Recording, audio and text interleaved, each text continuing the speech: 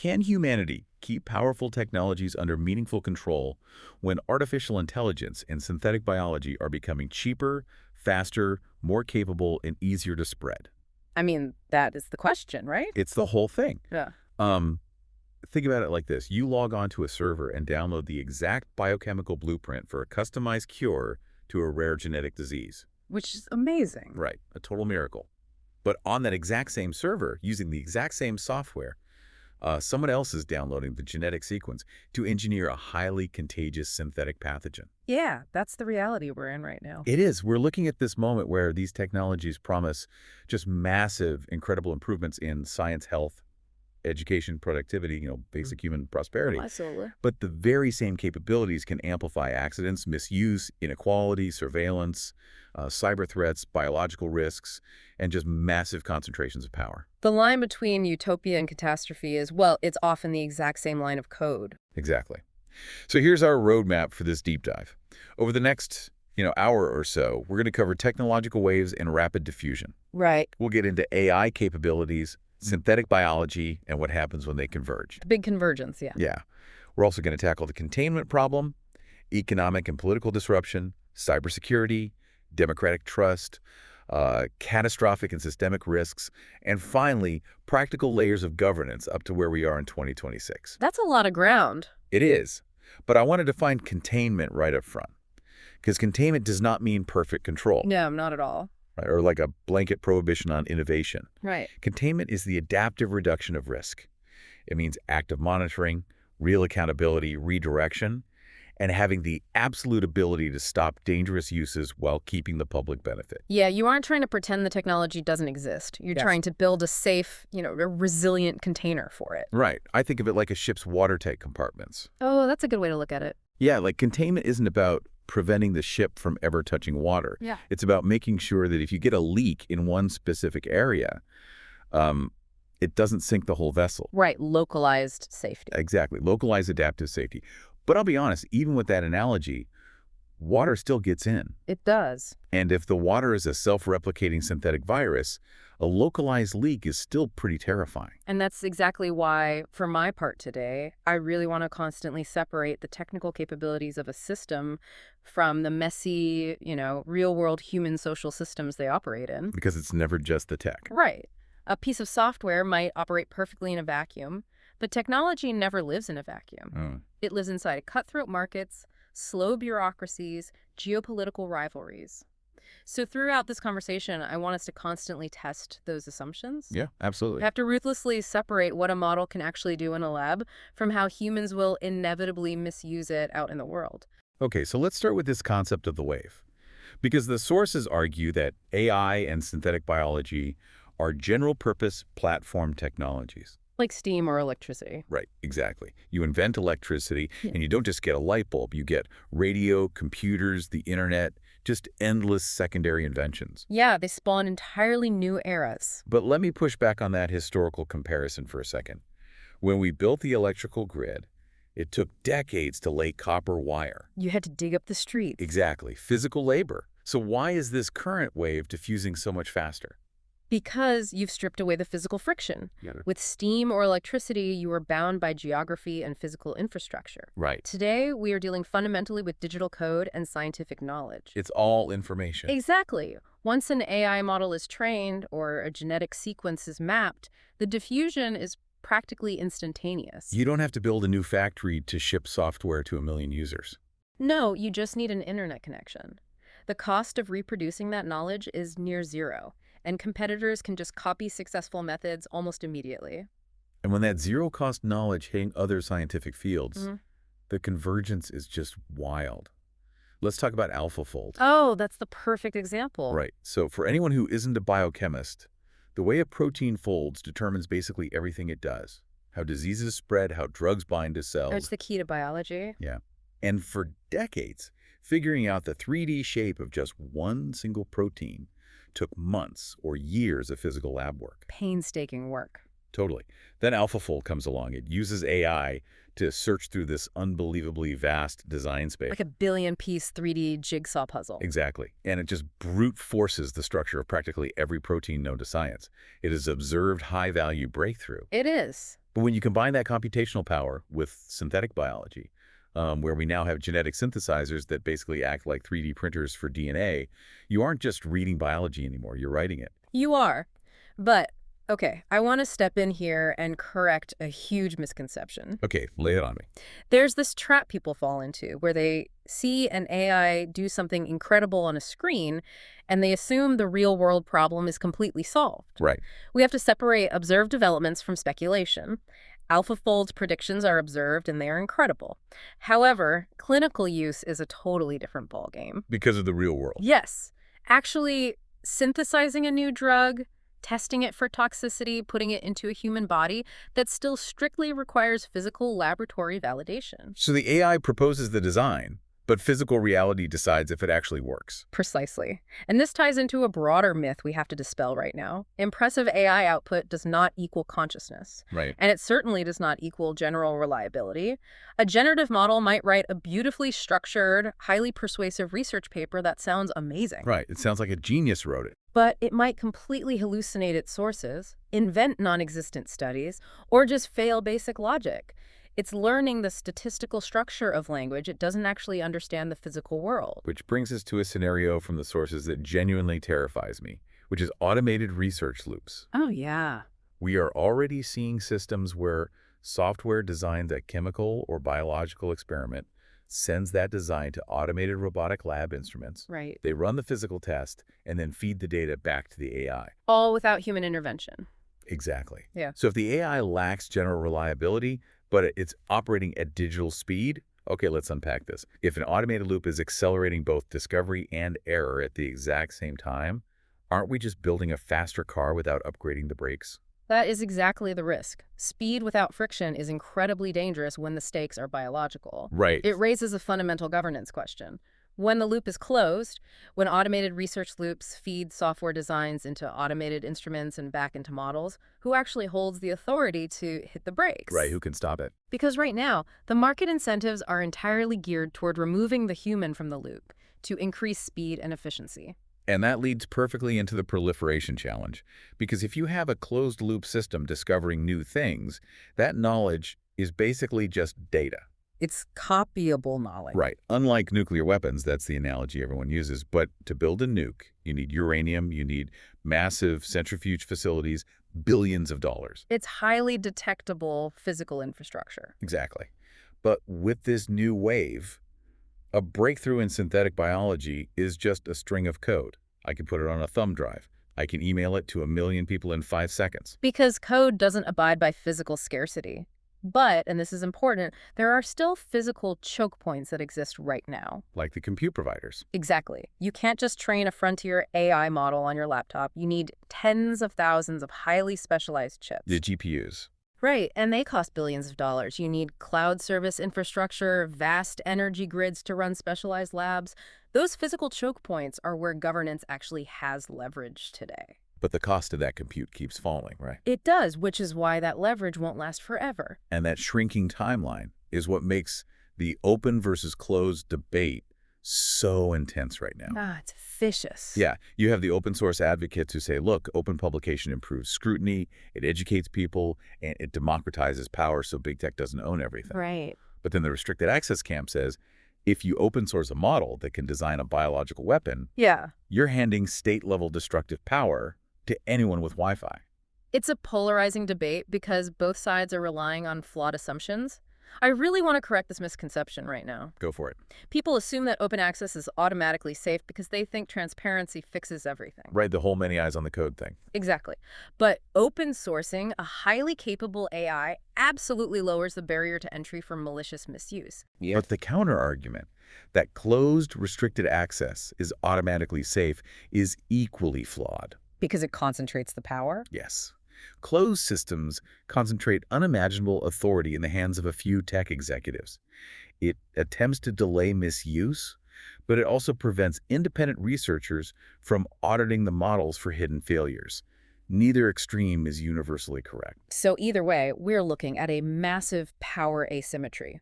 Small groups are gaining enterprise-level, even state-level capabilities, while tech giants hoard the data and the talent. It's a huge shift. Which makes a lot of people think the traditional nation-state is just doomed, the whole technological inevitability thing. Right, the state fragility thesis. And I really push back on that. Well, why? I mean, states move so slowly. They do, but states do not necessarily have to lose power. That's a huge assumption. Okay, how so? Outcomes depend heavily on political choices. States are not helpless. They can still tax these industries. They procure billions of dollars of software. Right, government contracts. Exactly. They regulate markets, they control the physical infrastructure, the power grids the data centers rely on. The state only loses power if it chooses to abdicate its responsibility. That makes sense.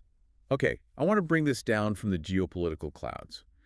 Let's look at where this technology hits the ground for the average person. Let's do it. Their jobs, their public services, their trust in democracy.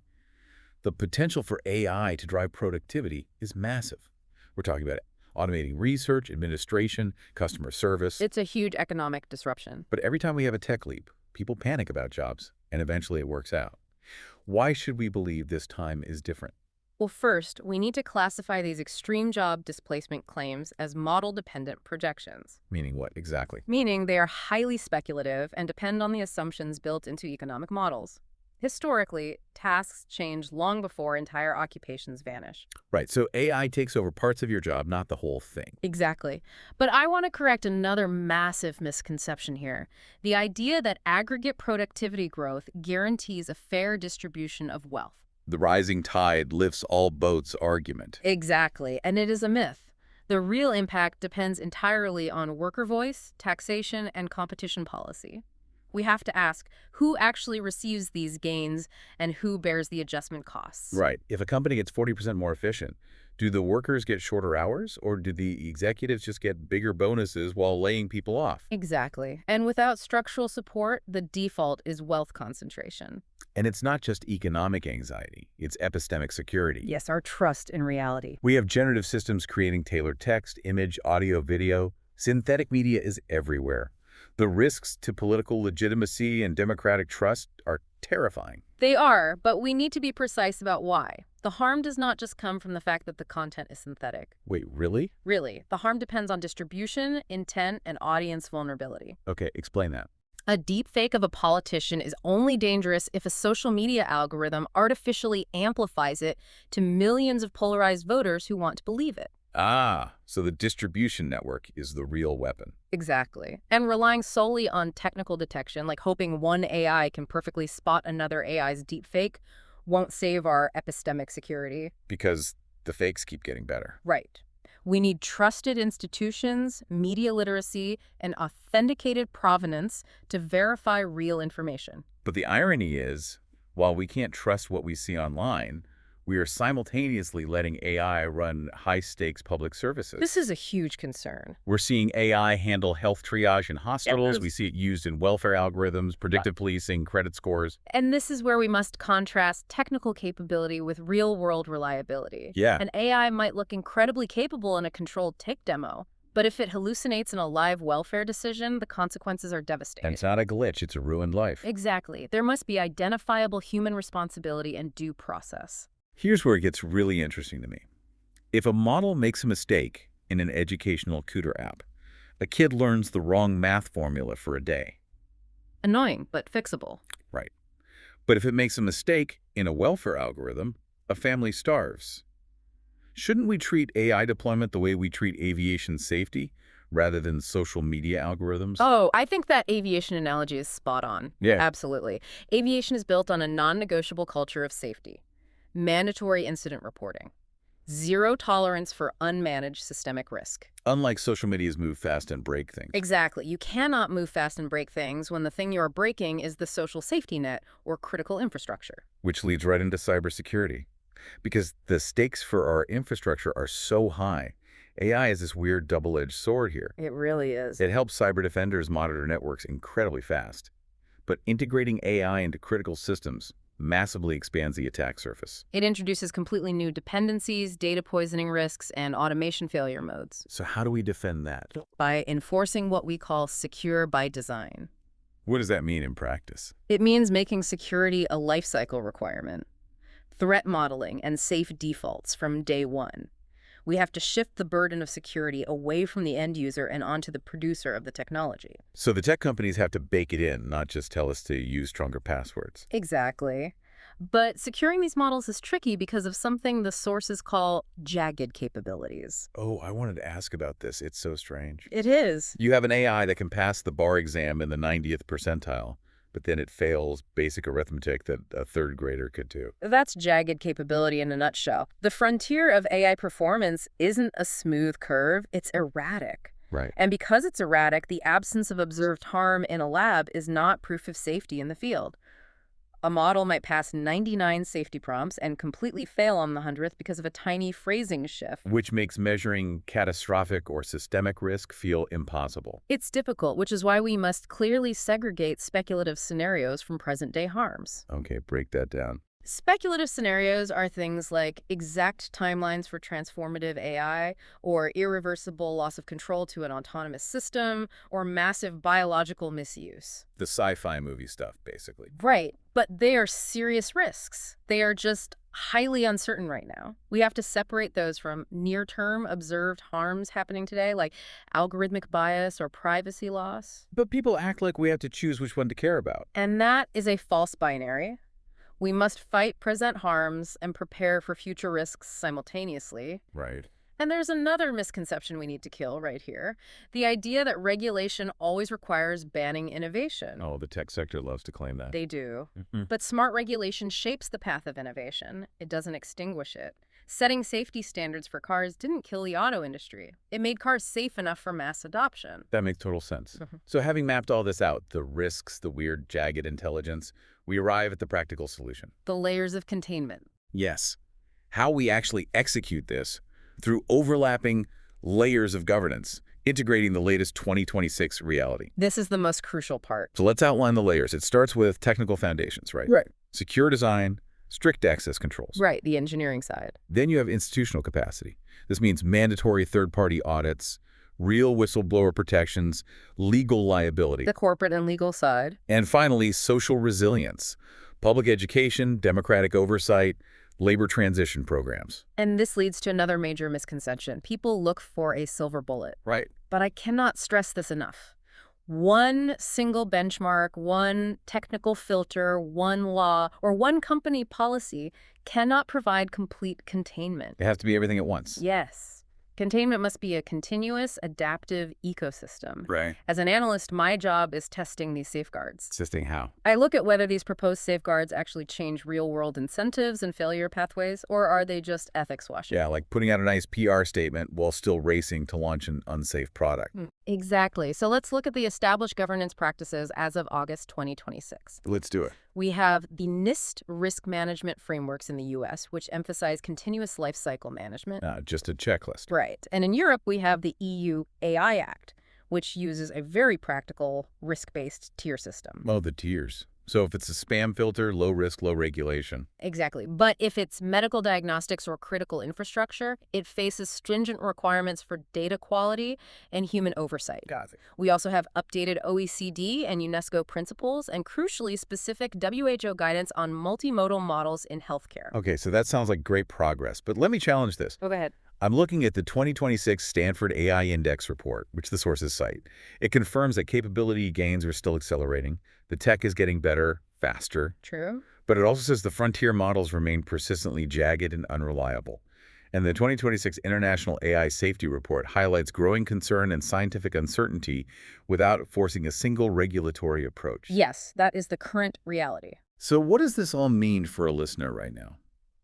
If even the 2026 Stanford Index says these systems are still jagged and unreliable, aren't we basically building a house on a fault line and just hoping the building codes are good enough? That is the exact dilemma. Yeah. But sticking with your analogy, while we can't stop the tectonic plates from shifting, we can mandate flexible building materials. Okay. We can build early warning sensors. The building codes aren't designed to stop the earthquake. They are designed to prevent the structure of society from collapsing when the shaking starts. So we're just trying to absorb the shock. Exactly. Containment is best understood as an adaptive public capacity. It requires actively rejecting both panic and complacency. Right. Panic leads to bans. Complacency leads to tech monopolies doing whatever they want. Precisely. We have to do the hard work of iterative, evidence-based governance. It's not about stopping progress. It's about shaping it so humanity stays at the wheel. Absolutely. This has been such an incredible deep dive. To wrap up, I need to make a few things very clear. This discussion was based on the research document for the book The Coming Wave, AI, Power, and Our Future by Mustafa Suleyman with Michael Bhaskar. And we made sure to separate the book's original claims from later evidence and governance developments through 2026. Yes, very important distinction. Also, I must state that this has been an independent COSMORA HQ book overview, not an official or complete audiobook. Right. We strongly encourage listeners to access the full material lawfully through libraries, booksellers, publishers, or authorized digital and audio services. There is so much more in the text to explore. There really is. If you enjoyed this, please subscribe, comment, and share. Now, as we leave you today, I want you to think about everything we discussed. The power shifts, the risks, the layers of governance. What kind of containment can preserve innovation without surrendering human control?